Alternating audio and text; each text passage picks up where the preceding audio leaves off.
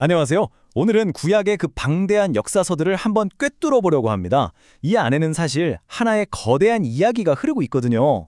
그건 바로 하나님의 약속, 그리고 인간의 실패. 하지만 그 속에서도 결코 꺼지지 않는 희망의 불씨에 대한 이야기죠. 자, 우리의 여정은 이렇게 5단계를 쭉 따라가 볼 겁니다. 약속의 땅에서 시작해서 이 모든 역사가 오늘 우리에게 어떤 교훈을 주는지까지 함께 살펴보겠습니다.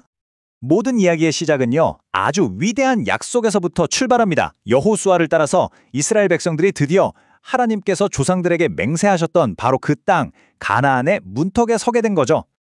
이 말씀 한 구절이 앞으로 펼쳐질 정복시대 전체의 분위기를 딱 정해줍니다. 이건 정말 엄청난 믿음과 용기가 필요한 사명이었어요. 그래서 하나님께서 계속 말씀하시죠. 두려워하지 마라, 놀라지 마라, 내가 너와 함께하겠다. 자, 이 가나안 정복이라는 게요, 그냥 땅 차지하는 그런 전쟁이 아니었어요. 이건 사실 영적인 전쟁이었습니다.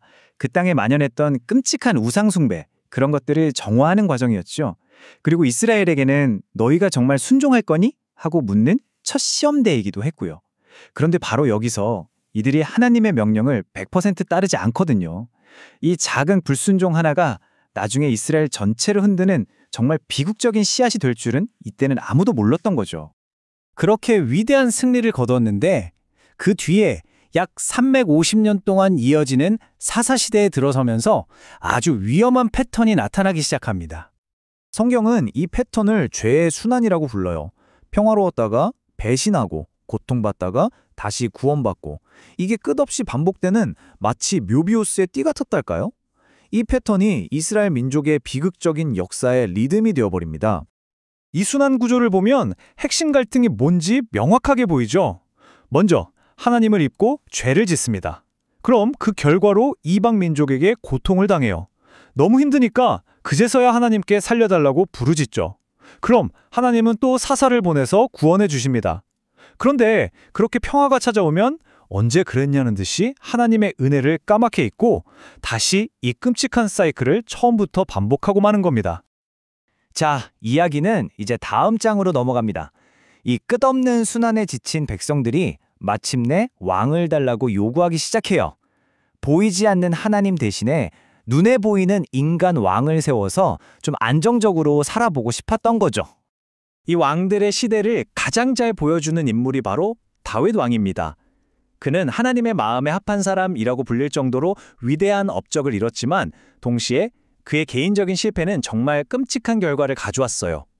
그의 통치 아래 나라는 강해졌지만 그의 죄는 그 자신과 가정 그리고 나라 전체에 아주 깊은 상처를 남겼습니다. 그런데 다윗의 진짜 위대함은요, 그가 이룬 업적이 아니라 어쩌면 그의 회개에 있는지도 모릅니다. 이 시편 구절은 그가 끔찍한 죄를 짓고 나서 하나님 앞에 완전히 무너져 내리며 드렸던 정말 처절하고 정직한 기도거든요. 그의 실패가 이야기의 끝이 아니었던 이유가 바로 여기에 있습니다. 여기 보세요. 아하스 왕과 그의 아들 히스기야 왕. 정말 극과 극이죠. 한 나라의 운명이 지도자 한 사람의 영적인 상태에 얼마나도 달려있는지를 너무나도 명확하게 보여주는 대목입니다. 아버지는 성전문을 닫아버렸는데 아들 히스기야는 그 문을 다시 활짝 열고 성전을 깨끗하게 하고 온 백성을 불러서 유월절을 지키면서 영적인 대각성을 이끌어내거든요. 정말 놀라운 반전이죠. 하지만 결국 이렇게 계속해서 언약을 깨트린 결과는 피할 수 없는 국가적인 재앙으로 이어졌습니다. 바로 예루살렘이 완전히 파괴되고 백성들이 바벨론의 포로로 끌려가는 끔찍한 일이 벌어진 거죠. 무려 70년입니다. 70년 동안 이들은 낯선 땅에서 포로로 살아야 했어요. 성전은 불타 없어졌고 예루살렘 성벽은 폐허가 됐죠. 모든 게 끝난 것처럼 보였습니다. 하지만 그게 끝이 아니었어요. 이 연대표를 보면 절망 속에서도 일하시는 하나님의 신실하심이 보입니다. 하나님은 약속하신 대로 이들의 귀환을 이끄셨고 무너진 도시와 성벽뿐만 아니라 상처 입은 백성들의 마음까지 다시 세우는 그 느리고 어려운 과정을 직접 일도하셨습니다. 자, 그렇다면 이 수천 년 전의 이야기가 오늘을 사는 우리에게 대체 무슨 의미가 있을까요? 이 길고 긴 역사가 우리에게 정말로 말해주고 싶은 건 뭘까요? 가나안 정복부터 죄의 순환, 왕들의 시대, 그리고 포로 생활까지 이 모든 과정을 거치는 동안 유일하게 변하지 않는 단 한 분이 계셨습니다. 바로 하나님이시죠. 그분은 자신의 약속과 자신의 백성을 단 한 번도 포기하지 않으셨습니다.